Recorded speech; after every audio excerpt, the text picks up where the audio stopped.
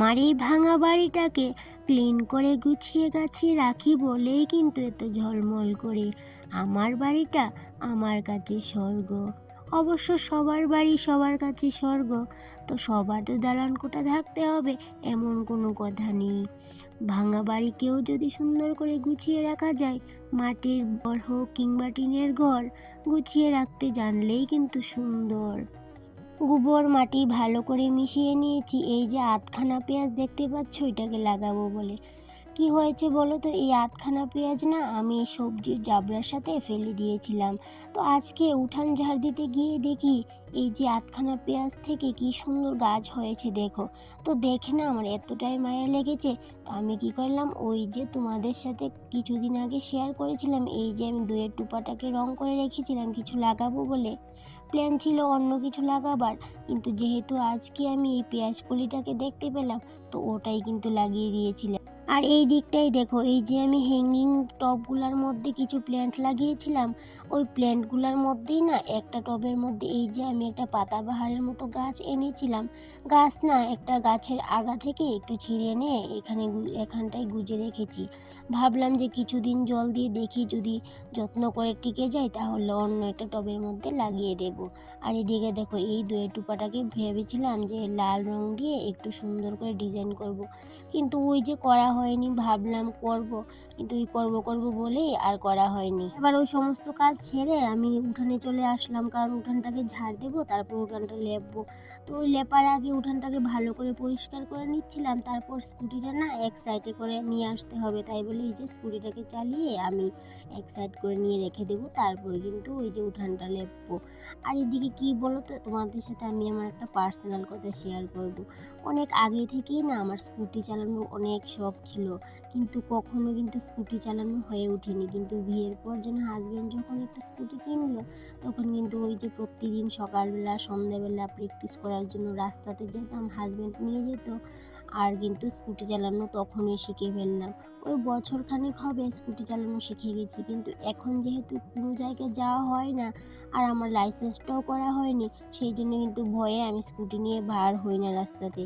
মাঝে মধ্যে বাপের বাড়িতে যাই স্কুটি নিয়ে, কিন্তু তারপরও অনেকটাই ভয় হয়, কারণ কি রাস্তাতে যদি পুলিশ বসে থাকে অনেকটাই চিন্তা লাগে কখন কি না ফাইন করে দেবে, যেহেতু আমার লাইসেন্স নেই। তো ইচ্ছে আছে এই কিছুদিনের মধ্যে লাইসেন্সটা বার করে নেওয়ার, কারণ কি আমার না অনেক ইচ্ছে করে স্কুটি নিয়ে বাবার বাড়িতে যাই, তারপরে এখান যাই সেখান যাই, ছেলেকে স্কুলে নিয়ে দিয়ে আসি, ওকে স্কুল থেকে নিয়ে আসি, অনেক ইচ্ছে করে। কিন্তু ওই যে লাইসেন্স নেই বলে ভয়ে কিন্তু আমি ওই রাস্তাতে স্কুটি নিয়ে বার হই না। তো তোমাদের সাথে গল্প করতে করতে দেখো অনেকগুলা কাপড় ভিজিয়ে নিলাম, তো সেগুলোকে কিন্তু ধুয়ে দেবো। আর অনেকটাই বেলা হয়ে গেছে। এই দিকটাই দেখো, চুলাটাকে একটু মুছে নিচ্ছি, কারণ কি যেহেতু কালকে পৌষ সংক্রান্তি, তো চুলার মধ্যে একটু পিঠা পুলি করার ইচ্ছা আছে, তো সেহেতু একটু চুলাটাকেও মুছে নিয়েছি। তো এই পৌষ সংক্রান্তি উপলক্ষে কিন্তু এই যে পুরো পৌষ মাস জুড়ে কিন্তু বাড়িতে অনেক কাজকর্ম থাকে।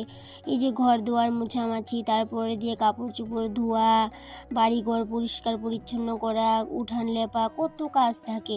তো এই পৌষ মাস জুড়ে কিন্তু এই যে বাঙালি বাড়িতে এত কাজ থাকে কি বলবে। এমনিতেই আমরা হাউস ওয়াইফরা কিন্তু এত কাজ করি, কারোর চোখে নজরে তো পড়ে না, কিন্তু আমাদের কাছে তো লাগে যে আমরা অনেক কাজ করি। আর এই পৌষ মাস যদি আসে তাহলে তো কোনো কথাই নেই, সারা মাস জুড়ে কত যে কাজ কি বলবো তোমাদের। আর এই কাজকর্ম করি বলেই, সুন্দর করে বাড়িঘর গুছিয়ে রাখি বলেই কিন্তু বাড়িঘরটা এতটা সুন্দর লাগে। আগে কি হয়েছে বলো তো, তোমাদের সাথে আর একটা কথা বলতে চাই, আমার পার্সোনাল কথা। ওই কথাটা না বলবো ভাবছিলাম অনেক দিন ধরে, কিন্তু আর বলা হয়ে ওঠে। প্রথমে যখন বিয়ে হয়ে এই বাড়িটাতে আসলাম, তখনকার বাড়িটা যদি তোমাদের দেখাতে পারতাম তাহলে তোমরা বিশ্বাস করতা কেমন ছিল বাড়িটা, তোমাদের বলে বোঝাতে পারবো না। এটা ঠিক যে এখনও আমি ঘরদোর করতে পারিনি, কিন্তু এটাও ঠিক আগের আর এখনের মধ্যে আকাশ পাতাল পার্থক্য আছে। আমার শ্বশুরবাড়ির পাশেই আমার মামার বাড়ি। তো যখন ছোটোবেলায় মামার বাড়ি যেতাম, আমার এই শ্বশুরবাড়ির পাশ দিয়ে যেতে হতো।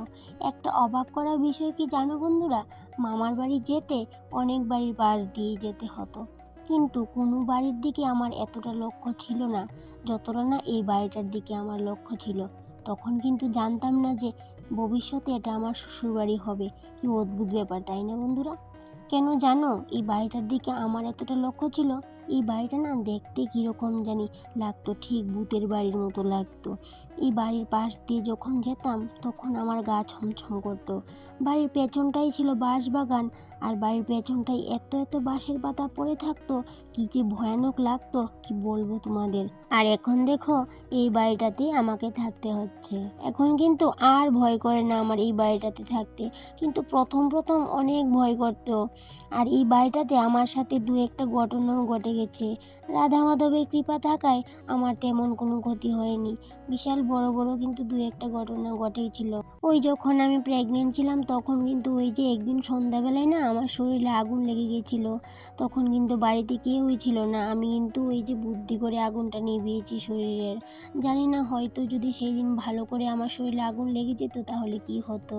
তারপরে কিন্তু আরেকটাও ঘটনা ঘটেছে। একদিন কি হয়েছে বলো তো, এই যে উপরের ছাদ ছিল, এই ছাদটা না পুরোটা ভেঙে পড়েছিল, বাঁশের ছাদ ছিল, ওই পুরোটা সিলিং না ভেঙে পড়েছে, অল্পেতে কিন্তু আমার উপরে পড়েনি। আর এই ঘটনাটাও কিন্তু আমার প্রেগনেন্ট অবস্থায় কিন্তু ঘটেছিল, কিন্তু রাধা মাধবের কৃপায় তখনও কিন্তু আমার কিছু হয়নি। আর এইদিকে দেখো আজকে অনেক কাপড় চোপড় ধোয়াধুয়ি হলো তোমাদের সাথে গল্প করতে করতে, আর সেগুলো এই যে বিকেলবেলা পর্দাগুলো ধুয়ে দিয়েছিলাম ওইগুলা টাঙানো হচ্ছে। আর এদিকে দেখো আজকে তোমাদের সাথে অনেক কিছু শেয়ার করে ফেললাম। আবার কিন্তু দেখা হবে আরেকটা ব্লগে। আর আজকের ব্লগটা এই পর্যন্তই। সবাই ভালো থেকো, সুস্থ থেকো, টাটা।